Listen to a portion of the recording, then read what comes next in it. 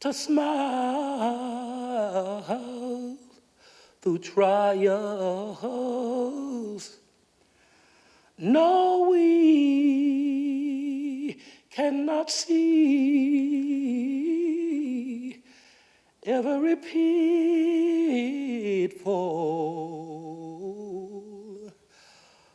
but we must walk on by faith each day. Mississippi 1964.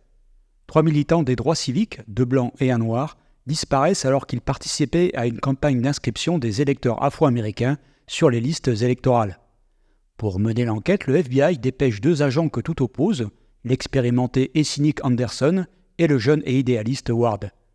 Les 2 hommes tentent de recueillir des informations, mais ils se heurtent très vite à un mur de silence et à l'hostilité de la police locale et des habitants de la ville, dont plusieurs membres se révèlent être proches du Ku Klux Klan.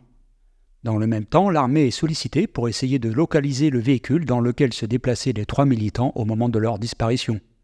L'enquête s'accélère quand celui-ci est retrouvé vide au fond d'un marais et qu'une source anonyme révèle aux 2 agents que les militants disparus ont été assassinés.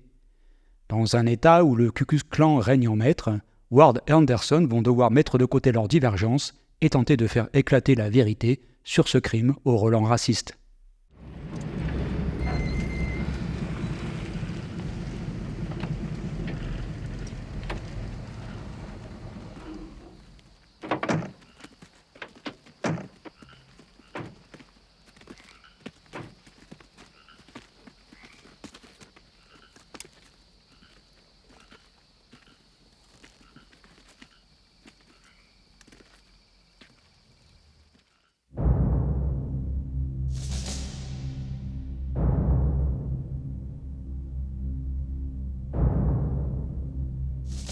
Réalisateur, scénariste et producteur, Alan Parker, né à Londres le 14 février 1944, a débuté sa carrière dans la publicité en tant que rédacteur.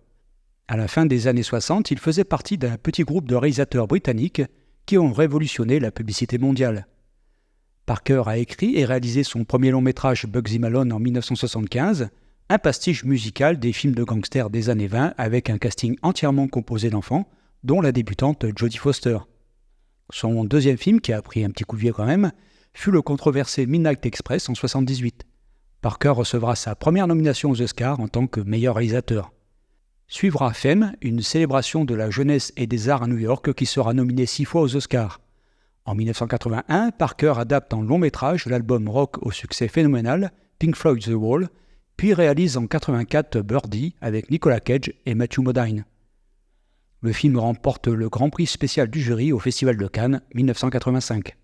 Habitué à la controverse, son film suivant, Angel Heart, avec Mickey Rourke, Robert De Niro et Lisa Bonet, a débuté aux États-Unis au milieu d'une tempête provoquée par le classement X en première instance, qui sera finalement transformé en classement R. En 1988, il réalise le drame Mississippi Burning avec Gene Hackman et Willem Dafoe, qui a été nominé pour 7 Oscars, dont celui du meilleur réalisateur. Parker a également remporté l'Ours d'Argent au Festival du film de Berlin. Retour au film musical en 1990 avec The Commitments, puis Parker réalise, écrit et produit Evita avec Madonna. Il termine la décennie 90 avec le drame Les cendres d'Angela. La vie de David Gale, un thriller contre la politique de la peine capitale aux États-Unis avec Kevin Spacey et Kate Winslet, est sorti en 2003. Il s'agit de son dernier film. Alan Parker n'a réalisé qu'une poignée de films, dont certains ont marqué le public et sont considérés aujourd'hui comme des classiques. Il est décédé en juillet 2020 à l'âge de 76 ans.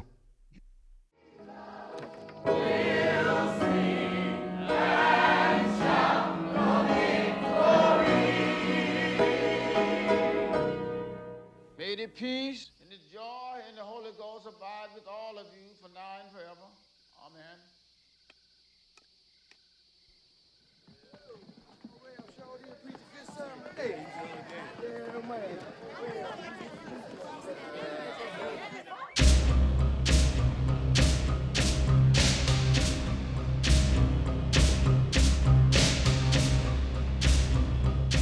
Gene Hackman a joué presque tous les types de rôles inimaginables. Les politiciens, souvent véreux, les super flics, en passant par les chefs militaires ou les cerveaux du crime.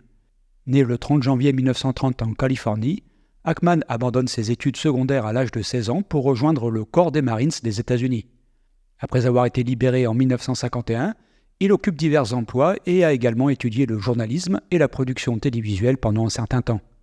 Il a finalement décidé de devenir acteur et étudie le théâtre. C'est là qu'il rencontre un de ses camarades de jeu, un certain Dustin Hoffman. Les deux hommes sont devenus amis et ont partagé la distinction douteuse d'avoir été élus les moins susceptibles de réussir par leur père. En difficulté financière depuis plusieurs années, Ackman décroche son premier rôle au cinéma dans MacDog Call en 1961, mais il ne sera pas crédité au générique. Il a fait ses débuts à Broadway 2 ans plus tard et après l'avoir vu sur scène, le réalisateur Robert Rossen le choisit en 1964 pour le drame Lilith avec Warren Beatty.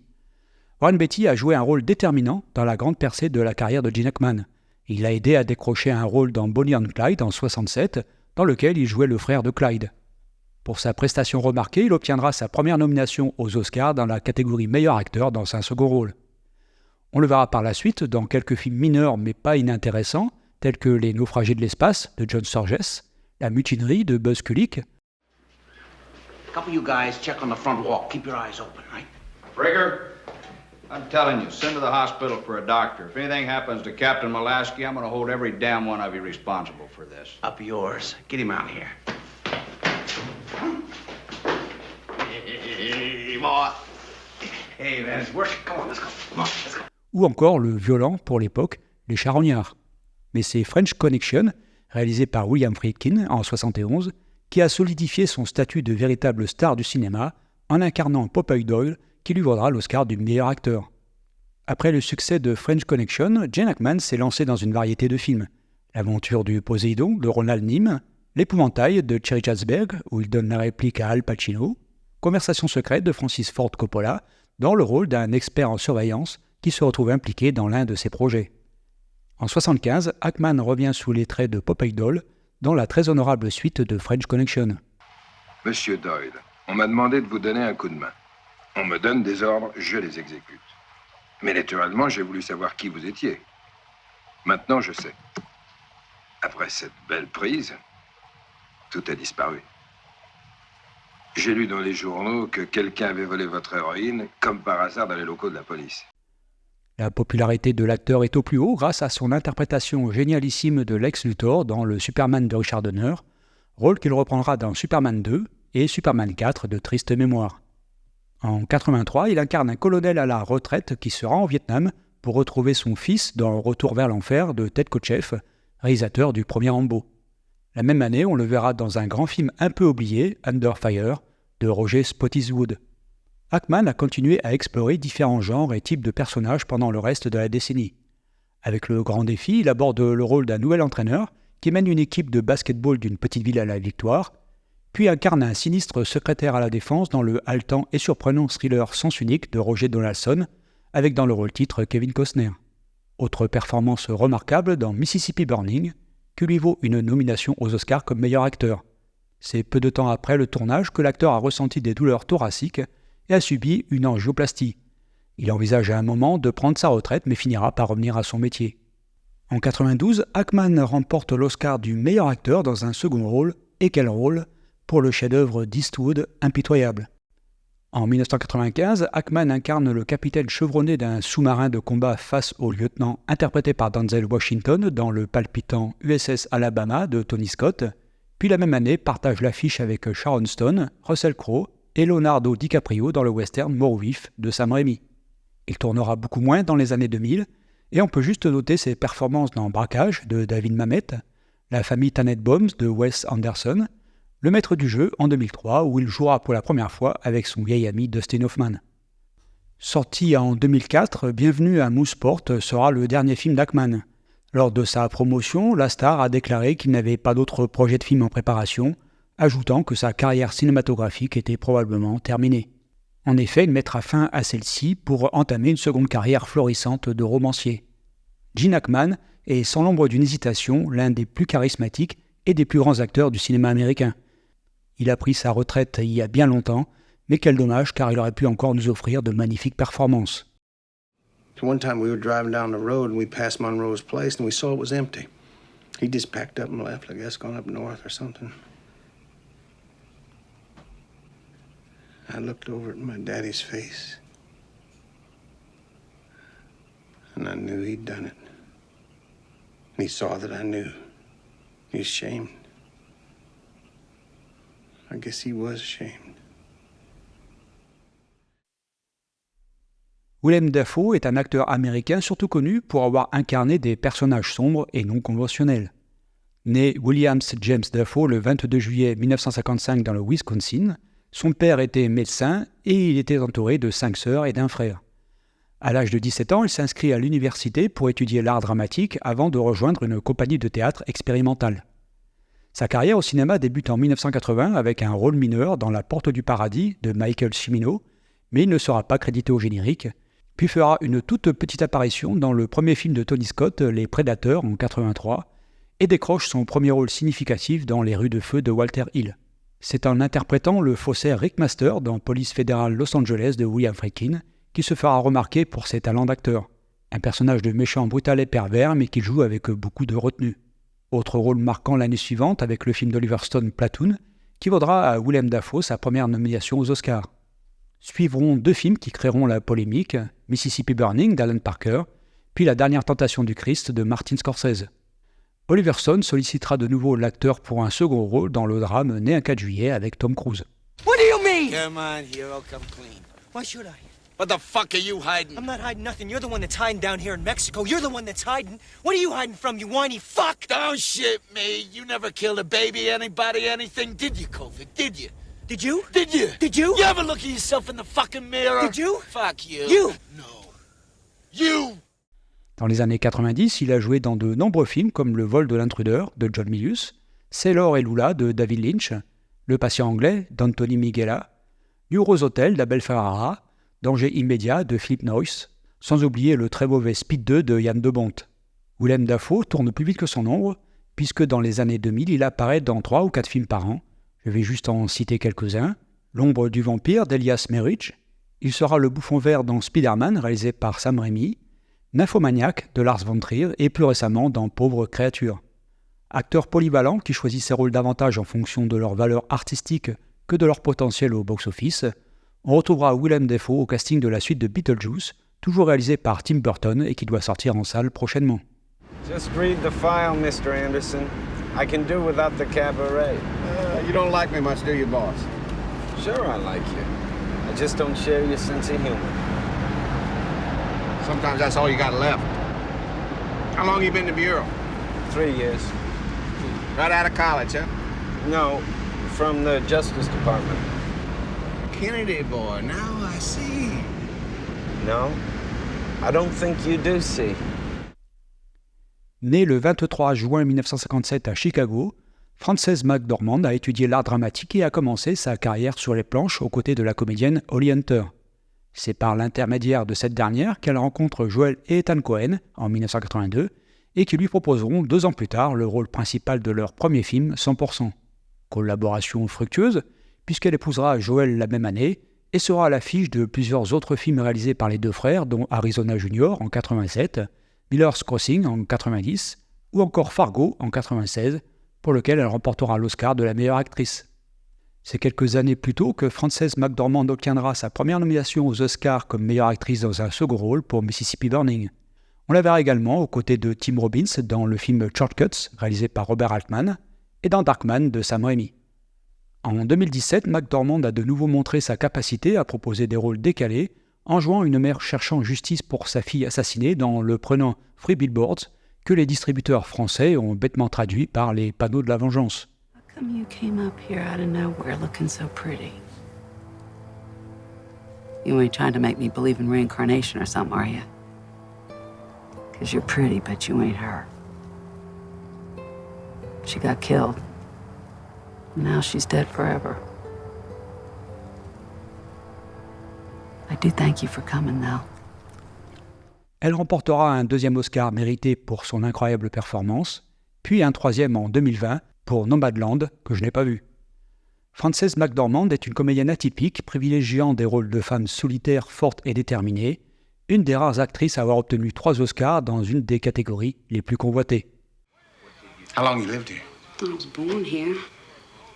But my father lost the house in a poker game one night, long time ago. We've been paying rent ever since. It's a wicked game. Poker. Wicked. Mr. Anderson? Trois autres véritables gueules de cinéma bien connues du grand public sont à l'affiche du film. Brad Dourif, c'est l'homme à la filmo impressionnante qu'on a souvent vu dans des rôles de méchants ou de personnages un peu dérangés, comme dans Spontaneous Combustion de Toby Hooper ou L'Exorciste 3 de William Peter Blatty. Il prêtera également sa voix à la poupée Chucky, mais son rôle le plus marquant reste pour moi celui de Vol au-dessus de coucou, le chef-d'œuvre de Miloš Forman réalisé en 1975. Deputy Pell, did you release the 3 civil rights workers into the hands of the Klan on the night of June 21st? No. Are you yourself a member of the Ku Klux Klan? No. Have you ever been a member of the Ku Klux Klan? No. Are you familiar with the term Grand Cyclops? I've heard of it. Were you, in fact, the Grand Cyclops of the East Mississippi Clavern of the White Knights of the Ku Klux Klan for the past 3 years?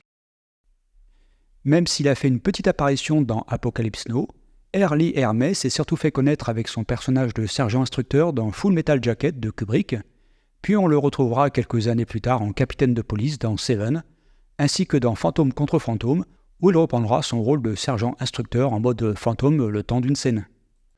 Mr. Ward, this is getting to be just about as much as we can take. I cannot register my complaints more strongly. Not now, sir. Now, you just a minute. I resent your public pursuit of my sheriff's department. You have made every effort to implicate them in these disappearances. But your goddamn slimy innuendos are not evidence that they were in any way connected with any crime. We're just trying to get to the truth. It's frustrating for us, too. Any jackass can point a finger, Ward, but that ain't evidence. Michael Rooker a débuté sa carrière d'acteur en 1986 dans un rôle marquant et un film polémique, Henry, portrait d'un serial killer de John McNaughton.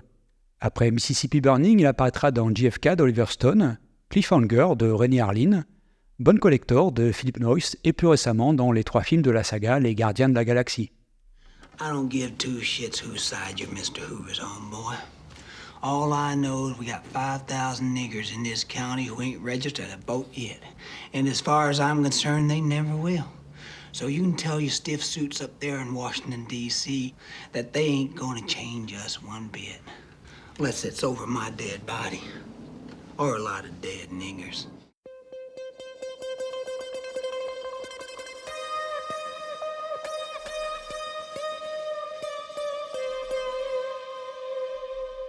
Chris Gerolmo a commencé à écrire le scénario en 1986, après avoir fait des recherches sur les meurtres de 3 défenseurs des droits civiques en 1964 dans le Mississippi.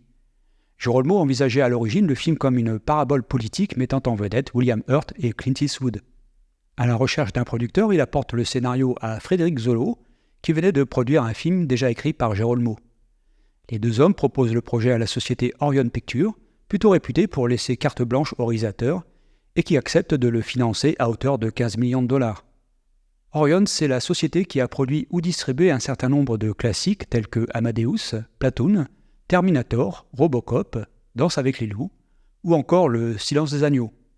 Le nom de Miloš Forman, de John Schlesinger et même de Steven Spielberg sont évoqués pour la réalisation, mais le choix d'Alan Parker s'est rapidement imposé. But the message is relevant today. There is as much racism here in America now as there was in '64, and there is widespread racism in Great Britain, in France, all over Europe. So I think that it's just as relevant today as it was then. Just because it's got a historical perspective makes it easier for people to palate, to swallow. This film is not about the past. It's about racism and bigotry and a divided society, which America undoubtedly is, in many ways, economically as well as racially. And by giving a film some kind of historical distance, it makes it acceptable for the audience to take it and learn a lesson, which they might not do if they saw something that was set in today's time. Les relations entre le scénariste et le réalisateur n'ont pas été idylliques. Chris Gerolmo a écrit 2 versions du scénario, mais Parker ne les a pas trouvées satisfaisantes. Leur collaboration est devenue ardue, et Parker s'est finalement vu accorder 1 mois par le studio pour terminer le scénario. Le différend s'est transformé en conflit au moment de la production, Parker affirmant avoir complètement réécrit le script après une tentative infructueuse de collaboration sur les révisions, tandis que Gerolmo, qui a reçu le seul crédit d'écriture, a décrit Parker comme anti-américain en l'accusant d'avoir supprimé le lyrisme de son scénario et de dépeindre tous les blancs comme laids, stupides et ivres. Bonjour l'ambiance. Brian Dennehy, le policier qui traque John Rambo dans le premier film, a été envisagé un temps pour incarner l'un des deux agents du FBI, mais c'est finalement Gene Hackman qui obtiendra le rôle. Pendant que le scénario était en train d'être réécrit, Parker discutait fréquemment du projet avec l'acteur. Bien que passionné par le sujet, il n'était pas trop impressionné par le scénario actuel et était donc intéressé de savoir où le nouveau script mènerait. What is Anderson's first gut feelings when he meets Ward? Well, I think that he probably thinks he's, matter of fact, he says as much, that he's a Kennedy boy, that he's a Harvard graduate, that he is an intellectual, that he doesn't want to get his hands dirty, and supposedly my character has done all the absolute opposite of all that, kind of came up the hard way and was a law officer before he went into the FBI. And so it makes a nice conflict. And of course that's what drama and theater is made of, is the great character conflicts that we have sometimes in these kind of scripts. And it makes for great drama too, I think. Pour jouer le jeune et idéaliste partenaire d'Hackman, Alan Parker a porté son choix sur Willem Dafoe lors d'une unique rencontre avec le comédien. I'm an actor who likes being like an animal. I don't trust meaning, I don't trust message. I like abstraction. I like doing stuff that I don't understand and probably never, well, I might understand it someday, but stuff that I don't understand, to go beyond my experience, to have no experiences. I'm a thrill seeker. No, I get very, that's one of the best parts about acting. La chimie entre les deux acteurs était importante, et bien qu'ils viennent d'horizons très différents, Parker dira que travailler avec eux s'est avéré être une expérience agréable et enrichissante en tant que réalisateur. Le cinéaste livrera au studio sa version finale du scénario qui a été appréciée par tout le monde, sauf évidemment par Chris Gerolmo. Pour la photo, Parker a fait appel au chef opérateur Peter Biziou, qui avait déjà éclairé son premier film Bugsy Malone, ainsi que Pink Floyd The Wall. Les repérages ont pris beaucoup de temps et c'est plus de 300 petites villes dans 8 États qui ont été visitées. Cependant, Alan Parker ne pouvait s'empêcher de penser que l'essentiel du tournage devait avoir lieu dans l'État du Mississippi. La ville créée pour le film devait être cinématographiquement intéressante, fidèle à l'époque et au lieu, mais aussi géographiquement pratique pour loger confortablement une équipe d'une centaine de personnes. Le tournage a débuté le 7 mars 1988 dans le Mississippi et en Alabama. Toutes les scènes de nuit ont été tournées en premier, d'abord l'incendie d'une première église, puis d'une seconde quelques jours plus tard, ainsi que la scène du meurtre qui fait l'ouverture du film. Le tournage s'est terminé avec 1 jour et demi d'avance par la scène du discours du Ku Klux Klan. Parker montrera le film terminé au studio qui s'est montré très encourageant, mais il fera aussi l'objet de polémiques et d'attaques venant de la communauté noire. J'y reviendrai dans la partie critique.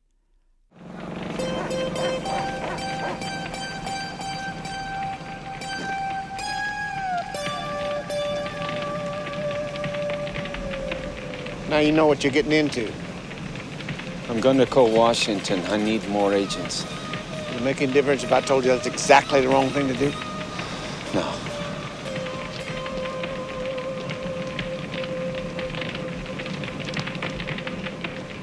When we all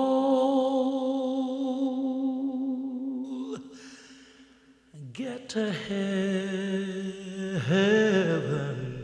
Né au Cap, en Afrique du Sud, le 23 mars 1949, Trevor Jones vivait en face d'un cinéma qui était si vieux et usé qu'il avait souvent une perte de la bande sonore, ne laissant que les dialogues et les effets sonores. Même lorsqu'il était enfant, à l'âge de 5 ans, le manque de musique a amené Jones à prendre conscience de son rôle puissant dans les films. Plus tard, il finira par quitter l'Afrique du Sud pour s'installer en Angleterre. C'est là qu'il apprendra tous les aspects du cinéma, de la réalisation, de l'écriture et de la photographie sur de nombreux films d'étudiants, ainsi que de la composition musicale. C'est le réalisateur John Boorman qui lui offre sa chance puisqu'il l'engagera pour écrire la musique d'Excalibur en 1981. Impressionné par son travail, Jim Henson le contactera pour The Dark Crystal en 1982, certainement sa plus belle composition. Jones travaillera également avec Alex Proyas sur Dark City et Michael Mann sur Le Dernier des Mohicans, et pour lequel il obtiendra une nomination au Golden Globe. On lui doit aussi 2 bandes originales au thème mémorable, Cliffhanger de Rennie Harlin et Arachnophobia de Frank Marshall. Trevor Jones avait déjà collaboré avec Alan Parker sur Angel Heart, et comme pour ce dernier, sa partition pour Mississippi Burning est essentiellement une musique d'ambiance. Aucun thème, juste une boucle musicale jouée au synthé avec un apport non négligeable de percussion. Cette boucle est utilisée à plusieurs reprises dans le film avec quelques variations et accompagne essentiellement les scènes avec le KKK. Sujet oblige, il y a aussi des chants gospel, mais le morceau le plus poignant et le plus mélodique est une élégie qui accompagne la scène de l'enterrement. Je ne peux pas dire que l'album paru au moment de la sortie du film est d'une écoute facile, mais il est incontestable que la musique fonctionne formidablement bien avec les images. I have only anger in my heart today, and I want you to be angry with me. That I am sick and I am tired, and I want you to be sick and tired with me. I am sick and tired of going to the funerals of black men who have been murdered by white men. I am sick and tired of the people of this country who continue to allow these things to happen.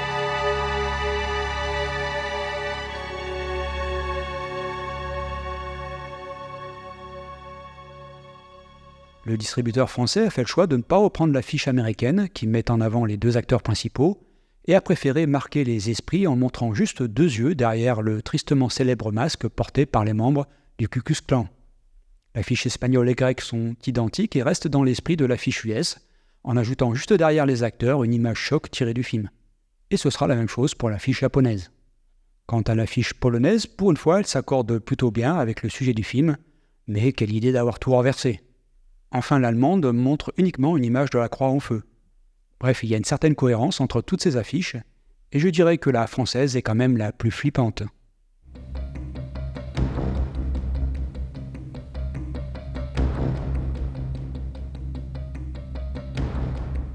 Aux USA, où la presse est majoritairement positive, le film sort en décembre 88 dans quelques salles, où il fera une excellente moyenne par copie avant sa sortie nationale le 13 janvier 89. Classé R, soit interdit aux moins de 17 ans non accompagné d'un adulte, et malgré la controverse, il terminera sa carrière américaine à 34,6 millions de dollars, soit plus du double de son budget de production. En France, le film sort le 29 mars 89 et ne réalisera pas un score phénoménal puisque seuls 689 000 spectateurs se déplaceront dans les salles. C'est peu. Peut-être que le public français se sent moins concerné par l'histoire américaine, même si en réalité, elle nous concerne tous.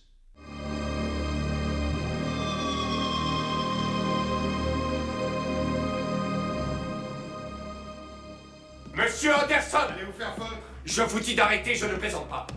Nous ne sommes pas des tueurs. C'est la différence entre eux et nous. C'est la différence entre eux et vous. Vous êtes comme moi, vous n'êtes pas comme eux. Faux! Ça vous gêne que je corrige ce fumier qui se planque à l'abri de son insigne de flic? Mr. Anderson! What the hell? I'm telling you to stop, and I mean it. We're not killers. That's the difference between them and us. That's the difference between them and you. You're not any more like them than I am. Wrong. What do you care what I do with some bitch hiding behind a sheriff's badge?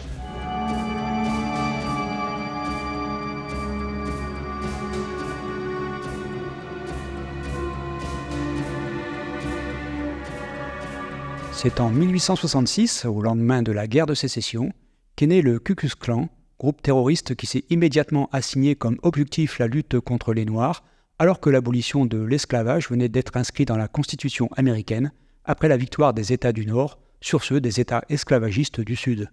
Ces derniers n'ont jamais accepté cette abolition. À leurs yeux, les Noirs étaient des êtres inférieurs, tout juste bons à cultiver le coton, servir de boniche ou à prendre des coups de fouet.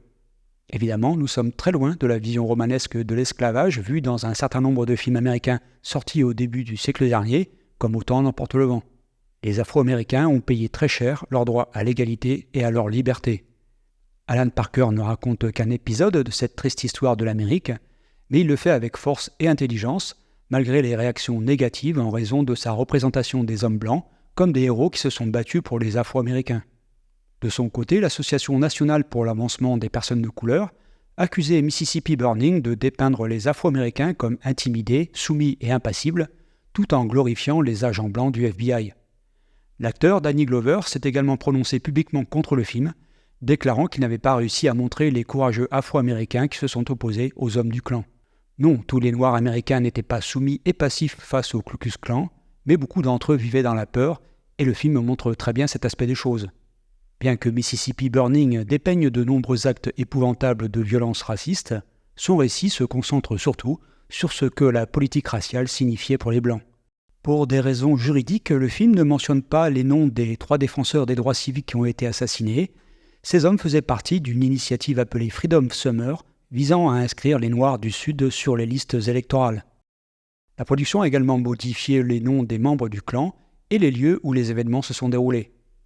De même, quelques libertés ont été prises dans le déroulé de l'enquête pour rendre le récit plus cinématographique. Par exemple, ce n'est pas la femme d'un membre du clan qui indique l'endroit où les corps sont enterrés, mais un informateur anonyme appâté par une prime de 30 000 $ offerte par le FBI. Toutefois, diverses scènes sont basées sur des incidents réels. Un témoin potentiel a bien circulé dans une voiture du FBI avec un sac en papier sur la tête pour ne pas être reconnu. Un caméraman de CBS a été attaqué par l'un des suspects.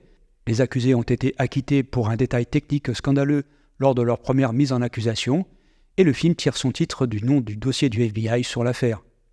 Mississippi Burning décrit parfaitement l'environnement hostile et raciste du Sud dans les années 60 et met en lumière les discriminations raciales, les injustices et la violence auxquelles les individus et militants noirs ont été confrontés. Les lynchages étaient fréquents, et les archives du FBI indiquent que les membres du KKK ont incendié 31 églises noires dans le Mississippi de juin 64 à janvier 65. Le film a de nombreux atouts, à commencer par d'excellents dialogues comme ce moment où Gene Hackman répond à une question du maire sur le baseball. You like baseball, do you, Anderson? Yeah, I do. You know, it's the only time when a black man can wave a stick at a white man and not start a riot. Le chef opérateur Peter Biziou a fait une très belle lumière, en particulier sur les scènes de nuit, ce qui lui vaudra son premier Oscar, et la réalisation d'Alan Parker reste d'une grande sobriété. J'aime beaucoup la simplicité de ce plan où l'on voit Gene Hackman échanger quelques mots avec Frances McDormand, qui lui livre visiblement une information que le spectateur n'entend pas.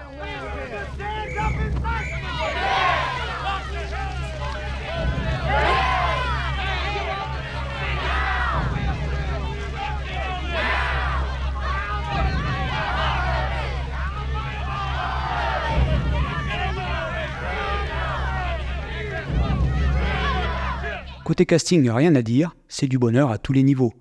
Dafoe ne démérite pas face au géant Hackman, qui a loupé de peu un nouvel Oscar pour sa performance. Regardez ce passage où il fixe le maire. Regardez l'intensité de son regard, on le sent vraiment bouillir de l'intérieur. You know what, Anderson, you're starting to get so far up my nose, I'm beginning to feel your boots on my chin. And I'm telling you one more time, Mr. Applered, a couple of crazies dressed in bedsheets dancing around the countryside scaring Negroes is not the goddamn fault of the entire state of Mississippi. I'm telling you, Tillman, there are 3 dead kids out there somewhere and a lot of scared people because of your goddamn sheriff's department, so you better get used to it. Mississippi Burning est une expérience viscérale intense, un thriller politique vif et passionné combinant mélodrame et réalisme semi-documentaire, une œuvre d'utilité publique que je vous conseille vivement.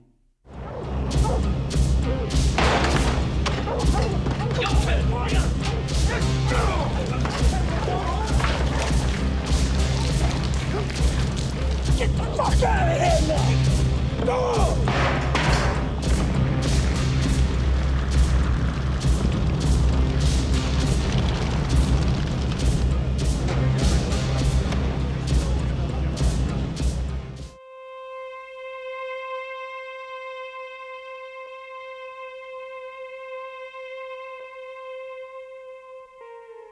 Le film est sorti en DVD et en Blu-ray en 2020 dans une version remasterisée. Comme souvent, je vous invite à vous procurer le Blu-ray, même si le DVD est plutôt de bonne qualité. Le Blu-ray vous offrira quand même une meilleure définition et des couleurs un peu plus boostées. Le DVD et Blu-ray sont des éditions collector avec 2 disques, un contenant le film et l'autre des suppléments intéressants, dont un entretien avec Alan Parker et avec le scénariste qui semble avoir enterré l'âge de guerre avec le réalisateur. Pas de version 4K disponible pour le moment dans nos contrées. C'est la fin de cette rétrospective, merci de l'avoir suivi, et on se retrouve bientôt pour un autre film, et pour un live consacré à la série Amicalement Vôtre. Bye bye.